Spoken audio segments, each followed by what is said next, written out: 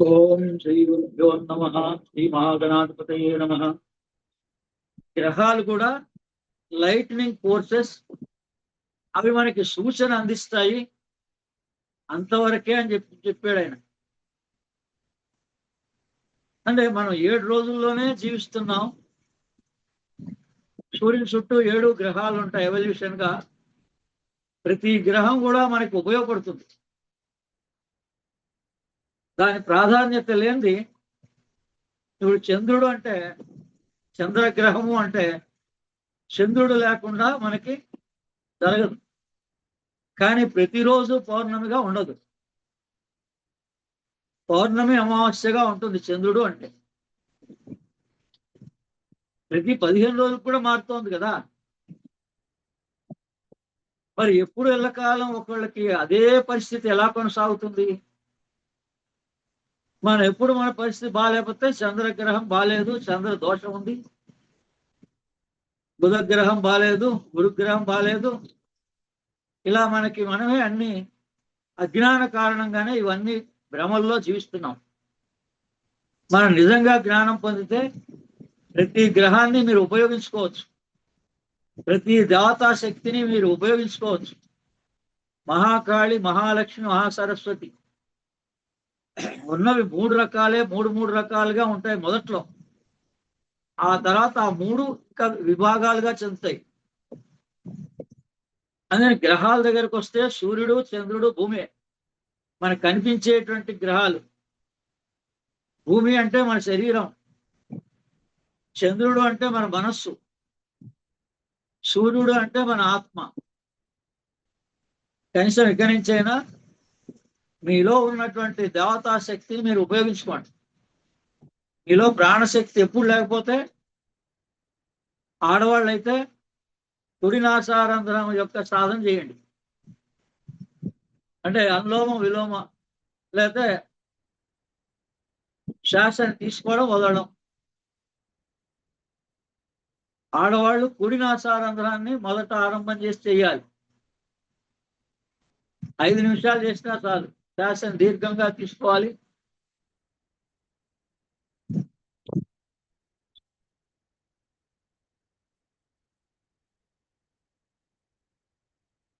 ప్రాణాయామం లేనిది మీకు ప్రాణం గురించిన అవగాహన కలగదు.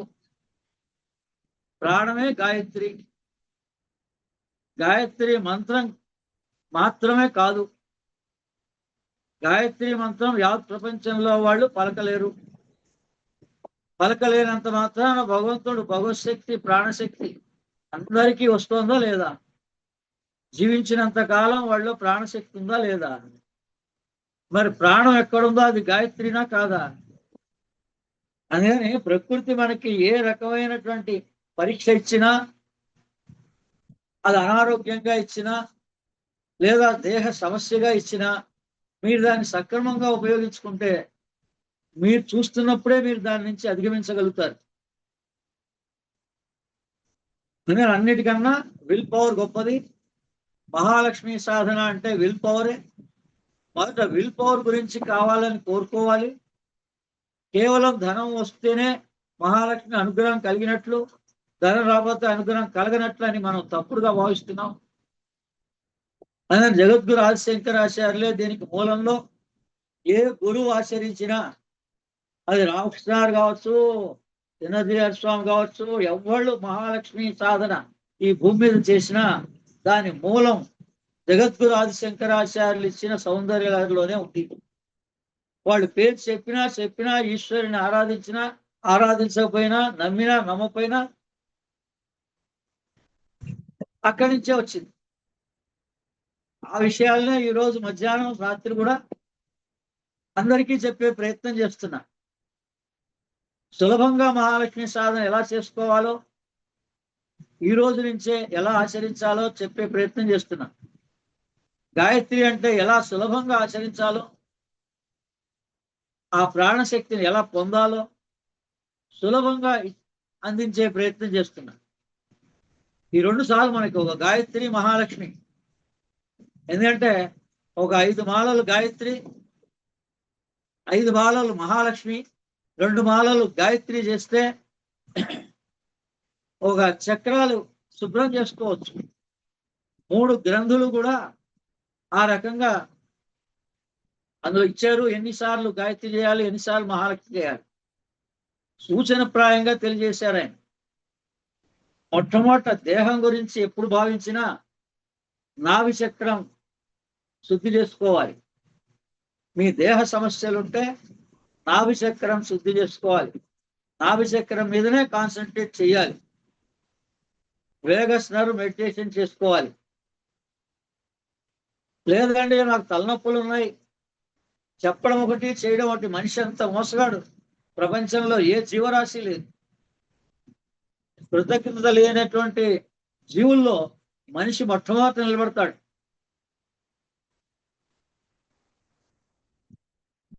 అందుకని ఈ యావత్ ప్రపంచంలో అన్ని జీవరాశులు హాయిగా ఆనందంగా తిండికి ఉన్నా లేకపోయినా ఆ నిద్రాస్థితిని ఉపయోగించుకుంటున్నాయి. ప్రతి జీవులు బాధతోటి నిద్రలో పోవట్లేదు. మీరు గమనించుకోండి కావాలంటే. మీ పెంచేటువంటి పెంపుడు కుక్కలైనా కావచ్చు, పెంపుడు జంతువులైనా కావచ్చు, మీరు గమనించటంలే. జంతువుల్ని కూడా గమనించటంలే, పక్షులను కూడా గమనించటంలే. కృతజ్ఞత మొట్టమొదట ఈ సృష్టిలో ఎవరికి ఉందంటే సంధ్యని ఎవరు చూపిస్తున్నారంటే పక్షులు చూపిస్తున్నాయి మనకి. ఇది సంధ్యా సమయం అని. మనం అది కూడా గుర్తించలేని, ఆ సమయాన్ని ఉపయోగించుకోలేని బిజీ షెడ్యూల్లో ఉన్నాం మనం. ప్రతిరోజు భగవంతుని యొక్క దర్శన భాగ్యాన్ని ఆనందిస్తున్న జీవులు ఎవరు అంటే పశు పక్షాదులు. మనకి భగవంతుడు కనిపించినా ఆనందం లేదు, అమ్మవారు కనిపించినా ఆనందం లేదు. ఉదయం సూర్యోదయ సంధ్య, సాయం చంద్రోదయం. సూర్యుడు అస్తమిస్తాడు, చంద్రుడు ఉదయిస్తాడు. ఈ కేవలం ఉదయించడం ఏంటి, అస్తమించడం ఏంటి, ఈ ఒక్కదాన్నే నువ్వు తెలుసుకో అని చెప్పాడు రామకృష్ణ పరమహంస వివేకానంద స్వామి. అంతేగాని నువ్వు ఈ అమ్మవారి పూజలు చేస్తూ ఉండు, ఈ యజ్ఞాలు చేస్తూ ఉండు, ఈ యాగాలు చేస్తూ ఉండు, నీకు కావలసిన ఫలితాలు కలుగుతాయని చెప్పలేదు. అందుకని ఆయన దీక్ష అంతా కన్యాకుమారికి వెళ్ళి మరి ఎన్ని రోజులు దీక్ష వహించాడో తెలీదు. ఈ సూర్యోదయం ఏంటి, చంద్రోదయం ఏంటి, మన దేహం, భూమి అంటే మన దేహము, ఈ దేహంలో సూర్యుడు ఎలా ఉదయిస్తున్నాడు, చంద్రుడు ఎలా ఉదయిస్తున్నాడు, చంద్రుడు ఎలా మారుతున్నాడు రోజు రోజు, పౌర్ణమి ఎలా వస్తోంది, అమావాస్య ఎలా వస్తోంది, ఈ సైంటిఫికల్ నాలెడ్జ్ ఆయన తెలుసుకొని యావత్ ప్రపంచానికి ఎలా అందించాలో అలా అందించాడు. దీన్నే సూర్య విజ్ఞానం అన్నాం. సూర్య విద్య, చంద్ర విద్య, అగ్ని విద్య, 3 విద్యలు ఉన్నాయి లోకంలో. సూర్య విద్య అంటే హార్ట్ సంబంధించింది, చంద్ర విద్య అంటే బ్రెయిన్ సంబంధించింది, అగ్ని విద్య అంటే డైజెస్టివ్ పవర్ సంబంధించింది. అసలైన విద్య ఇది, అద్భుతమైనది. పక్షులు ఆచరించగలిగేంతటి విజ్ఞానాన్ని మనిషిగా, మానవుడిగా ఉండి పొందలేకపోతున్నాడు, సమయం ఇవ్వలేకపోతున్నాడు. సూర్యోదయ సూర్యాస్తమయం జరుగుతోందంటే ఎవరైతే సంధ్యా ప్రార్థన చేస్తారో ఈ శ్వాసని గమనించడమే సంధ్య.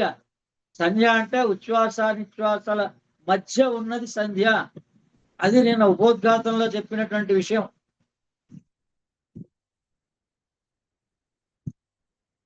నాకు మా గురు పరంపరగా అందింది. అసలు ధ్యానం ఎక్కడ చేయాలి, ధ్యానం అంటే ఏంటి, సంధ్యనే ధ్యానం. సంధ్య ఏదైనా సంధ్య, పగలు రాత్రి సంధ్య.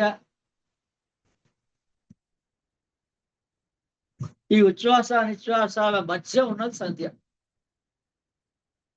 అది గమనించలేని, సమయం ఇవ్వలేనటువంటి బిజీ షెడ్యూల్లో జీవిస్తే వాడికి ఏ స్థితిలో కూడా ఆనందం, సంతోషం కలగటం లేదు. జాగ్రత్తలో చాలా డిఫరెన్సెస్ ఉంటాయి, కానీ స్వప్నంలోకి వచ్చేటప్పటికే ఏ డిఫరెన్సెస్ ఉండవు. అందరి జీవులు సమానమే. సుషుప్తిలో గాఢ నిద్రలో పూర్తిగా 100% సమానమే. మనందరం కూడా భగవంతుడి దగ్గరగా ఉంటున్నాం, కానీ మనమే గుర్తించడం లేదు మనలో ఉన్న భగవంతుడిని. దానికి మార్గం ఇది ఒక్కటే. వేరే ఏ మార్గంలో మీరు ప్రయత్నం చేసినా మీకు ఎన్నో జన్మలు పడతాయి. బహిర్గతంగా మీరు చేసే సాధనల వల్ల ఈ జన్మలో మరి ఆత్మసాక్షాత్కారం కలుగుతుందని మీ గురువులు ఏమన్నా అంత విశ్వాసంగా చెప్పారో లేదో నాకు తెలియదు. మీరు అదే కనుక ఈ యోగ మార్గంలో దానికి క్రియాగం పేరు పెట్టండి, రాజయోగం అని పేరు పెట్టండి, అనేక పేర్లు పెట్టండి. మీరు యోగ మార్గంలోనే కనుక ప్రయాణం చేస్తే మీరేంటో మీరు త్వరగా తెలుసుకోగలుగుతారు. మీరెవరో మీరు తెలుసుకున్న తర్వాత మీలో ఉండే ఆత్మ మీకు తెలియబడుతుంది. ఈ రోజున దాన్ని మీరు ఏ పేరున కావాలన్నా, ఒక గాయత్రి విజ్ఞానం కావాలన్నా, ఒక మహాలక్ష్మి సాధన కావాలన్నా, కాళీ యొక్క శక్తి కావాలన్నా, సర్వం కూడా సౌందర్య లహరిలోనే ఉన్నాయి. లేదా యోగ తారావళిలో ఉన్నాయి. రెండు అద్భుతమైన గ్రంథాలని మనకి అందించాడు ఆది శంకరాచార్య. యోగులందరికీ యోగ తారావళి. తార అంటే ప్రకాశం, నక్షత్ర వలయం. మనకి ఎన్ని నక్షత్రాలు ఉన్నాయి? 27 నక్షత్రాలు ఉన్నాయి. యావత్ ప్రపంచంలో ఎప్పుడు మనిషి పుట్టినా ఆ 27 నక్షత్రాల్లోనే పుడతాడు, దాని మించి పుట్టాడు. 4 పాదాలు కలిపి ఒక్కొక్క రాశిగా తయారు చేశారు.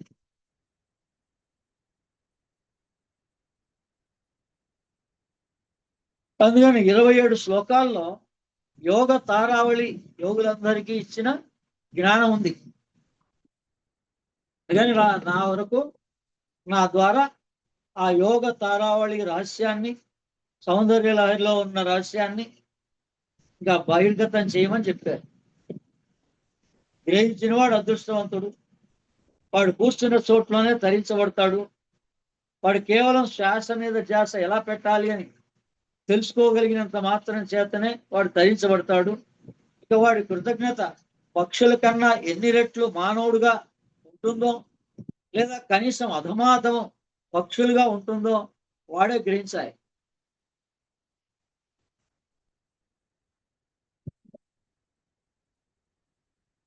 పక్షులు కృతజ్ఞత సూర్యోదయ సూర్యాస్తమయాల్లో తప్పనిసరిగా చూపిస్తున్నాయి జీవితకాలం.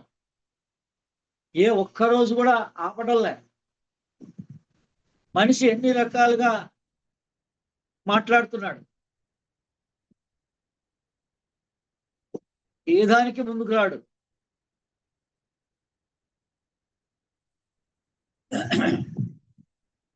భయ సందేహాల్లోనే జీవిస్తూ ఉంటాడు. జనన మరణానికి మూలం భయం, సందేహం. ఎవరికైతే భయం ఉందో, సందేహం ఉందో వాడు జనన మరణం పొందుతూనే ఉంటాడు. ఎవరికైతే భయం, సందేహం మరి దేని గురించి లేదు, లోపల దాని గురించి ఉండకూడదు, బయట ఎప్పటికీ భయ సందేహం ఉంటూనే ఉంటుంది. కానీ జరగచ్చు, జరగకపోవచ్చు. కానీ లోపలైతే అలా కాదు. ఆ ఉన్న వాస్తవం ఉన్నది, పుట్టినప్పటి నుంచి ఉంది, ఈ దేహం వదిలేసిన తర్వాత కూడా ఉంది. మనందరం జీవాత్మలం. ఈ దేహం రాకముందు కూడా ఉన్నాం, ఈ దేహం వచ్చిన తర్వాత ఉన్నాం, ఈ దేహం వదిలేసిన తర్వాత కూడా ఉంటాం. అది తెలుసుకున్నవాడు, అనుభవం పొందినవాడే ధన్యుడు.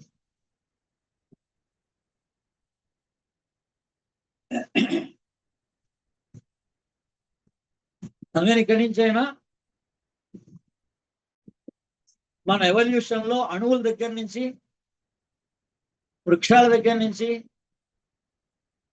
పక్షుల దగ్గర నుంచి, జంతుజాలం దగ్గర నుంచి మానవుడిగా వచ్చాం. నువ్వు ఎవరు అని అడిగితే రమణ మహర్షి నీ ఎవల్యూషన్ ఏంటి, ప్రస్తుతం ఇక్కడ ఉంటే మానవుడివి, దాని కింద ఉంటే జంతువువి, దానికన్నా కింద ఉంటే వృక్షానివి, దానికంతా కింద ఉంటే అణువులతో ఉన్నటువంటి వాడికి. అందుకని మూలాధారంలో ఏం లక్షణాలు ఉన్నాయి, స్వాధిష్టానంలో ఏ లక్షణాలు ఉన్నాయి, మణిపురంలో ఏ లక్షణాలు ఉన్నాయో మీరు పరిశీలిస్తే మీరందరూ అక్కడ ఆ కింది లక్షణాల్లోనే ఉన్నారు.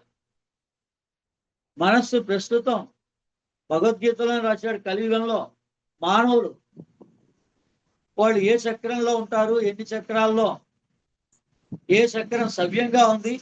చాతుర్వర్ణం మయా తుష్ట. వర్ణము అంటే రంగు, రంగు అంటే చక్రం. ఏ చక్రాలు డిజార్డర్ లో ఉన్నాయో, ఏ చక్రాలు అసలు పనిచేయటం లేదో కూడా రాశాడు. అందుకని అడ్రినల్ గ్లాండ్ లో ఉంటారు అందరూ కూడా. మనస్సు మనిషి యొక్క ఎగ్జిస్టెన్స్, దాహం జలం మీద ఆధారపడింది.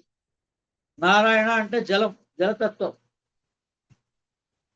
అందుకని ముందు దాహానికి బానిస అవుతాడు మనిషి, అది అడ్రినల్ గ్లాండ్ లో ఉంటాడు.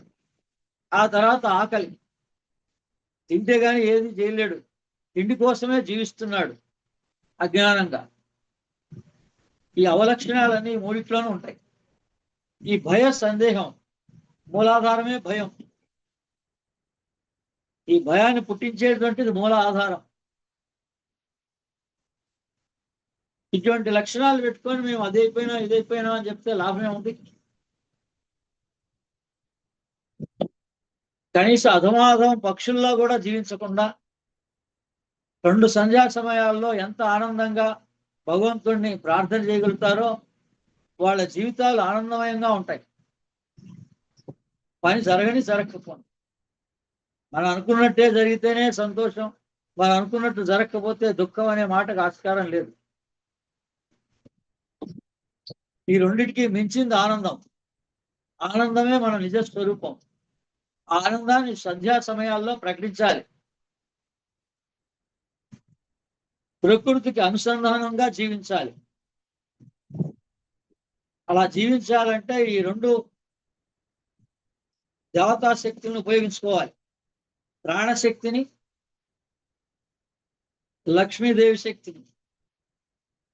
హృదయంలో ఉంటుంది లక్ష్మీదేవి స్థానం. ప్రాణశక్తి అంటే నాభి స్థానం. గాయత్రి మంత్ర కాన్సన్ట్రేషన్ నాభిలో, మహాలక్ష్మి మంత్ర సాధన హృదయంలో. అదే గాయత్రి అనగానే నాభి గుర్తు రావాలి, ప్రాణశక్తి. దాన్ని కనుక్కున్న సైంటిస్టుల పేర్లు గుర్తు రావాలి. అలానే మహాలక్ష్మి, కల్పతరువు, కామధేను అంటే దాని స్థానమైన డయాఫ్రమ్ పాయింట్ గుర్తు రావాలి, హృదయ స్థానం గుర్తు రావాలి. ఆ హృదయానికి సంబంధించిన సాధన చెయ్యాలి. అందరిలానే భయ సందేహాలతోటి అందరిలానే మనం కూడా ఆచరించాలనే భావనలు వదిలిన వాడికే సర్వధర్మాన్ పరిత్యజ మామేకం శరణం వజ అంటే దాని అర్థం ఇదే. మీ సర్వ ధర్మాల్ని, సందేహాల్ని, భయాల్ని వదిలేసి జగద్గురువులు చెప్పినటువంటి దాన్ని మీరు ఆశ్రయించగలిగితే, మీ మానసిక స్థితి మార్పు కలిగితే మీ భవిష్యత్తు బాగుంటుంది. ఈ బాహ్య స్థితి ఎలా ఉన్నా బాగుంటుంది. బాహ్య స్థితితోటి మనకి ఆత్మకి ఏ కర్మ అంటది. మనందరం జీవాత్మలం, జీవాత్మకి ఏ కర్మ అంటది. మీరు నామరూపంగా భావిస్తున్నంత కాలం మీకు కర్మ అంటుంది. మీరు జీవాత్మగా భావించడం అనుభవం అయితే మీకు ఏ కర్మ అంటదు. మీరు అప్పుడు ఎక్కడైనా కూర్చోవచ్చు, ఏ పరిస్థితిలోనైనా కూర్చోవచ్చు. ఈ శ్వాసని ఎప్పుడు ఉపయోగించుకోవాలండి అని అడిగితే ఏమన్నా అర్థం ఉందా? 24 గంటల్లో దీన్ని ఉపయోగించుకోలేకపోతే మీకు హార్ట్ అటాక్ వస్తుంది. అంతే కదా. ప్రాణశక్తి ఆగిపోయిందండి గుండెలో అంటే అది హార్ట్ అటాక్. ఈ సాధన ప్రాణంతో ముడిపడింది. యోగం అంటే అర్థం అది. అందుకనే yoga, all life is yoga అన్నాడు అరవిందో.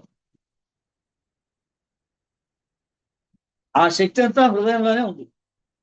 పేరు మీరు ఇష్టం, ఏ పేరైనా పెట్టుకోండి.